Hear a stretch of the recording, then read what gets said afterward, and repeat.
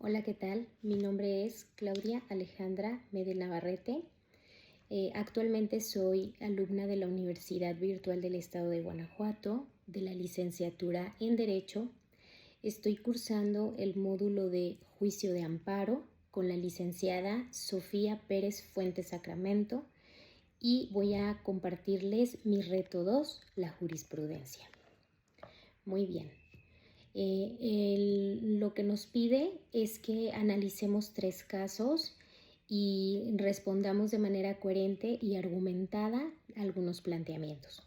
En el caso 1, nos pide que señalemos qué método de integración, reiteración, contradicción de criterios o procedentes obligatorios se utilizó para la creación de dicha jurisprudencia.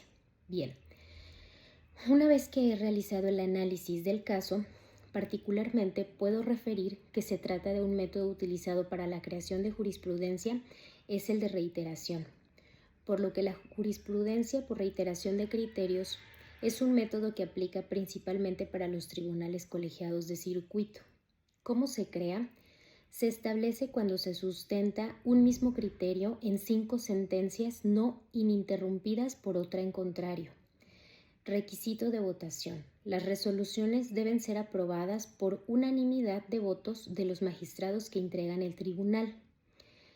En este caso específico se hace referencia a la solicitud de la facultad de atracción para integrar jurisprudencia por atracción, lo que indica que el problema planteado en este caso implica el análisis e interpretación de diversos preceptos constitucionales y legales de manera similar. Al acumular estos casos y analizar sus resoluciones, la Suprema Corte de Justicia de la Nación puede fijar un criterio jurídico trascendente que se aplica de manera uniforme en casos similares en un futuro. Esa es mi resolución para el caso número 1. El caso número 2. Identifica cuáles son los razonamientos para que la jurisprudencia 93/2013 fuera sustituida por la jurisprudencia 78/2018, emitida por la primera sala de la Suprema Corte de Justicia de la Nación. Muy bien, una vez realizado el análisis del caso en particular, se define que la jurisprudencia 93/2013 establecía que la orden de citación al investigado a la audiencia de formulación de imputación con apercibimiento de aprehensión en caso de no comparecer transgrede el derecho a la libertad deambulatoria, pues coloca al individuo en una situación ineludible de obediencia ante un mandato judicial. Esta jurisprudencia tenía su base en la interpretación de las legislaciones adjetivas penales de los estados de Chihuahua y Durango. Por otra parte, la jurisprudencia 78/2018, emitida por la primera sala de la Suprema Corte de Justicia de la Nación, refiere lo siguiente. La citación a esta audiencia en las legislaciones locales mencionadas es semejante a las previstas en el artículo 141 del Código Penal Nacional de Procedimientos Penales para la citación de la audiencia inicial y de la lectura sistemática de las fracciones 1 y 2 de los artículos que se mencionaron, en este caso el 141 del Código Penal Nacional. Derivado de esta nueva reflexión, esa primera sala determina interrumpir este criterio jurisprudencial. Derivado de ello, refiere que la citación de la persona investigada a la audiencia inicial en la que habrá de formularse la imputación en su contra, por sí sola no es un acto que afecte su libertad personal, ya que se trata de una simple comunicación del juez, a petición del Ministerio Público, toda vez que requiere su presencia para el desarrollo de la audiencia. Además, se argumentó que el eventual apercibimiento de aprehensión en caso de no comparecer no incida en la libertad personal del investigado, ya que era un acto futuro de relación indirecta.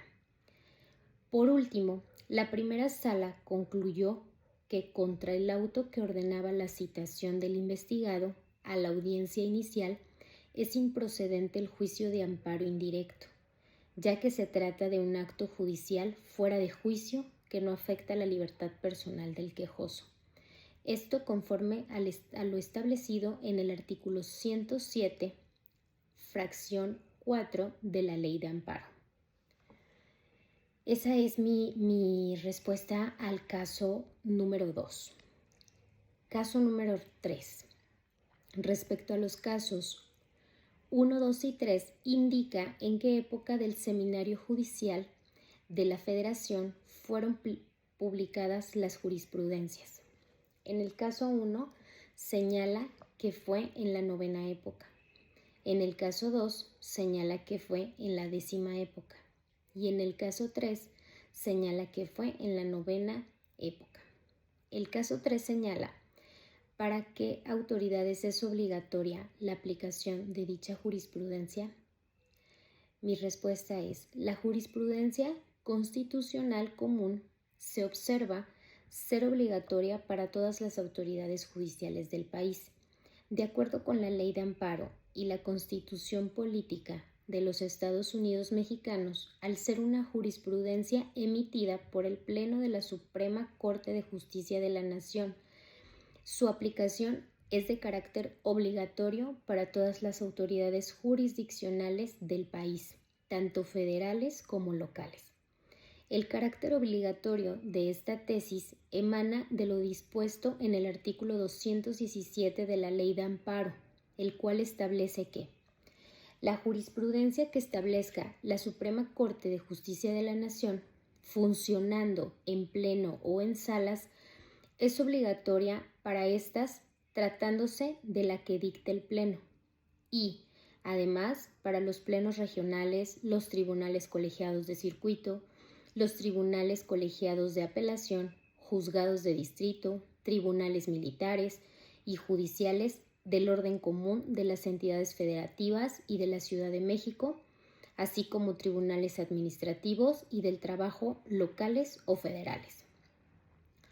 En el caso número 1, identifica si se cumple con el requisito establecido en el artículo 223 de la Ley de Amparo respecto a los votos que se deben emitir para su aprobación. Una vez realizado dicho análisis respecto al requisito establecido en el artículo 223 de la Ley de Amparo, para determinar si esta jurisprudencia cumple con el requisito de votación, debemos precisar que la ley era aplicable en el momento de su creación. El caso presentado pertenece a la 9ª época y se formó mediante el método de reiteración de criterios, antes de la reforma de 2021. De acuerdo a los datos presentados por la tesis, veamos el conteo de los 5 asuntos que la integran. Por lo que se observa que sí cumple con el requisito de votación. En la actualidad y en la presente Ley de Amparo vigente, se cumpliría con el requisito, dado que el estándar de legitimación democrática y judicial se mantiene en los siguientes términos para que una tesis sea válida. Para el Pleno se requiere la mayoría calificada de 8 votos. Para las salas se requiere la mayoría de 4 votos. Comparativa actual, caso 1, tesis 102/2011. Si aplicamos la óptica de la ley vigente tras la reforma del 2025, la validación de votos, la tesis de la primera sala cuenta con votaciones de 4 y 5 votos. Por lo tanto, bajo cualquier estándar, el criterio es válido y es obligatorio. Conclusión. La jurisprudencia como conjunto de decisiones reiteradas y uniformes de los tribunales sobre una misma cuestión jurídica desempeña un papel fundamental en la interpretación y la aplicación del derecho. Su importancia radica en la creación de la certeza jurídica y la protección de los derechos fundamentales y la garantía de igualdad ante la ley.